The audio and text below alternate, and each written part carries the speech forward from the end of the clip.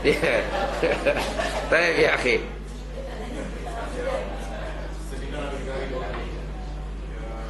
Ulama Malaysia yang mengkafirkan atau menyesat, yang katakan Ibnu Taimiyah itu sesat. Yang pertama anda nak tahu dahulu ayat yang dia gunakan dan apa reason sebab-sebabnya. Okay?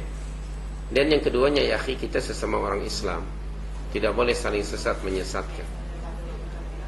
Dan barangkali minta maaf, tidak adalah di abad kita ni barangkali seorang ulama yang berkaliber seperti Ibnu Taimiyah rahimahullah.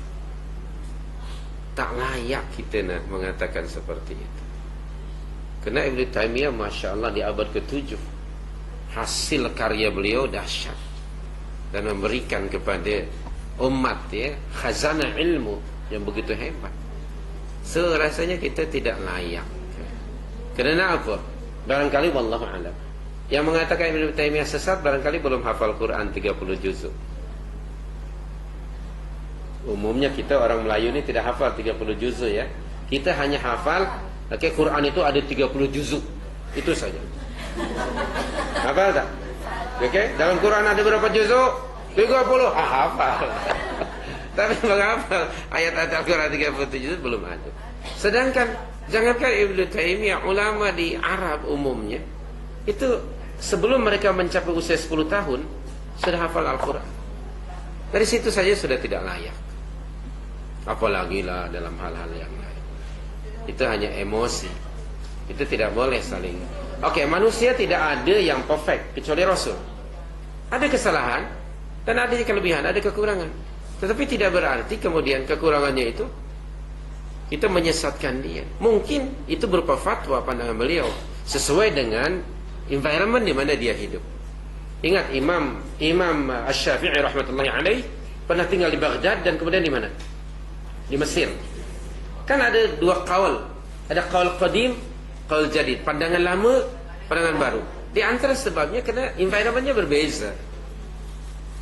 Ibnu Taimiyah Masya Allah ya akhi, ulama yang besar, diperakui ya oleh lawan dan kawan. Hanya orang-orang yang jahil saja yang mengatakan seperti itu, dan orang-orang yang emosi saja, bi ghairi ilmin wala hudan.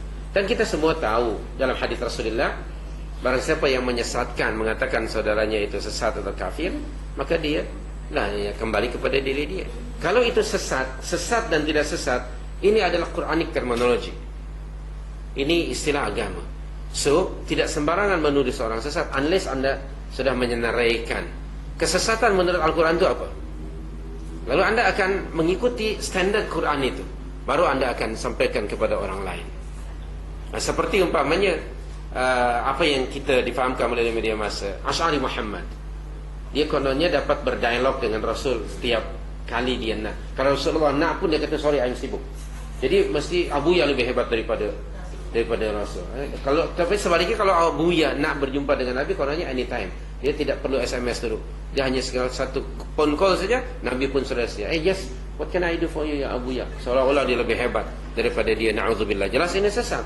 Atau dia mengatakan bahawa Abu ya akan memberikan jawaban kepada malaikat Munkar dan Nakir apabila pengikutnya akan ditanya oleh kedua malaikat itu. Lalu malaikat pun tengok ada Abu ya segan. Seganlah aku. Jom kita baliklah.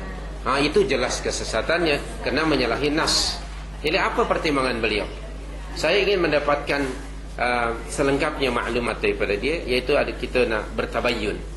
Kita nak tabayyun. Tetapi umumnya barangkali kerana emosi dan kerana prejudis. Dan orang yang mengatakannya pun tidak layak untuk mengatakan seperti itu. Apakah yang kita maksud Osman Muhammadi kan? Osman Muhammadi itu memang semacam itu. Dia bukan seorang yang alim. Orang yang alim adabnya tinggi dan akan respect kepada para ulama. Abu Yusuf misalnya kepada gurunya mengatakan, ana uhibbuka walakinnal haqqa habba ilayya. Wahai tok guru, saya sayang kepada anda, tetapi kebenaran lebih saya sayangi. Dalam hal ini dia tidak mengatakan anda itu sesat, anda kurang tepat. Menurut saya adalah ... Katakan seperti itu baru orang alim.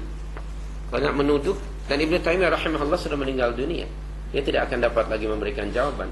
Dan athar kesan beliau Buku-buku beliau Masya Allah luar biasa. Semua ulama merujuk kepada dia umumnya.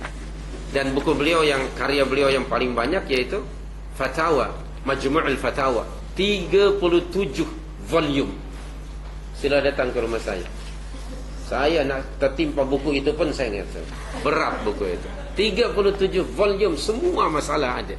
Dan menjadi rujukan sehingga hari ini, walaupun mufti-mufti yang terkini sekalipun selalu menjadikan buku beliau sebagai rujukan.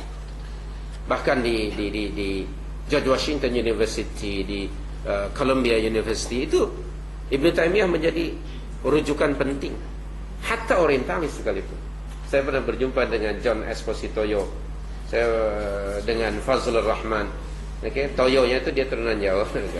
Esposito, John Esposito. Itu saya pernah dia pun kagum. John Esposito dibandingkan dengan Uthman Muhammadi barangkali tidaklah seberapa. John Esposito ini seorang orientalis.